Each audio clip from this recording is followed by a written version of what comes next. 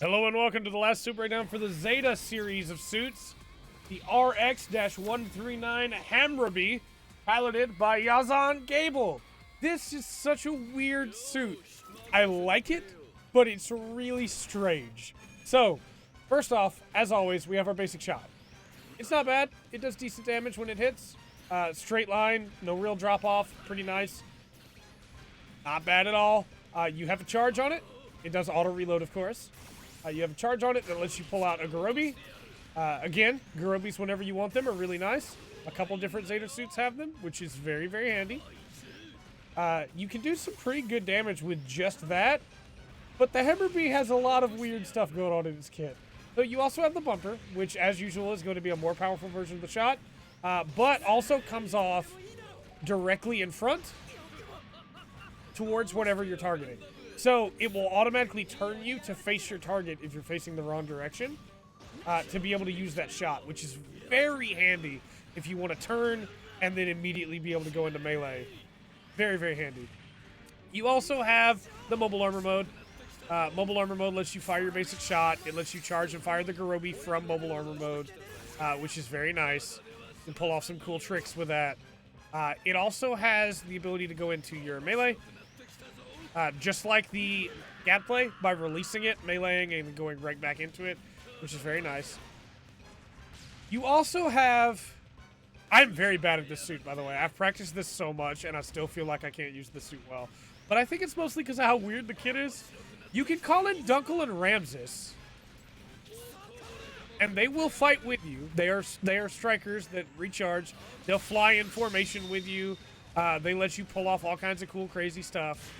However, they will not go off on their own.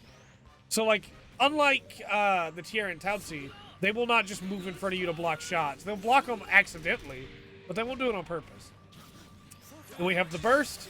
The burst is extremely hard to use unless you can land it, which that sentence is really dumb, and I need to word that better.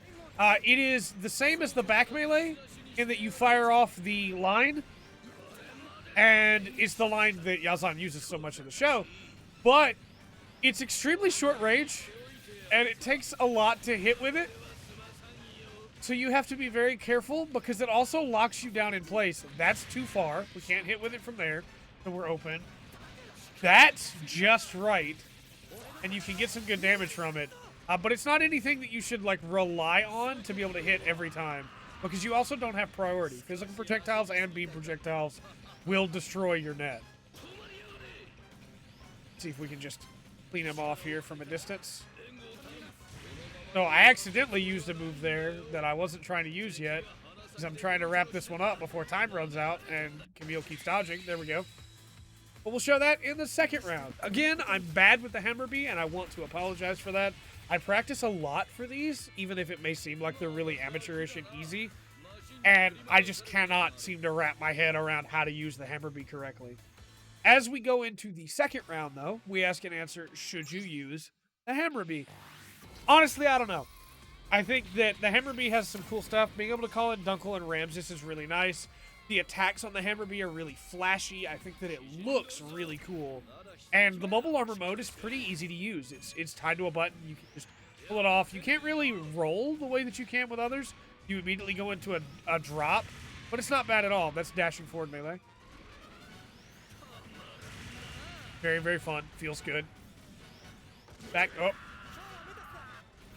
melee is the line, as we talked about earlier. Very hard to land. Side melee, pretty nice. Little flip. Regular forward melee is a grab, which looks really cool. And then standard melee is a nice little two-hit combo. The main bread and butter for me are Dunkel and Ramses. Being able to call out Dunkel and Ramses, being able to pull off some pretty cool attacks with them, honestly. This one right here, where you project the net forward and all three of you rush, that you can do as many times as you want over the course of having them out, that stuns, is very cool. However, you are not safe during that animation. You absolutely can still get attacked. So you have to be a little bit careful in how you use it. When it comes to it, should you use the Hambrabi if you are a ranged player? Maybe. I think having the Garobi whenever you want it is nice, but I don't think its range kit is incredible. Having Dunkel and Ramses to be able to back you up on melee or on range is really nice. And they will fire basically whenever you fire, not every time, but they have a little bit of a reload timer. Get our stun there and take him out with that one. If you're a melee player, I do think the melee combos are a little bit more substantial, but the kit isn't based around melee, so you definitely cannot get all the things that you would get otherwise. But the burst is really cool. The constant strikers that recharge over time, pretty nice. I don't love the Hambrabi. I think that there are other suits that do what it's trying to do better, but it absolutely will surprise your enemies if they don't know what they're up against. With all that said, let me know your thoughts on the Hambrabi in the comment section down below. I've been Trey, this has been the Full Spectrum. Remember to always enjoy the full spectrum that the Hambrabi has to offer.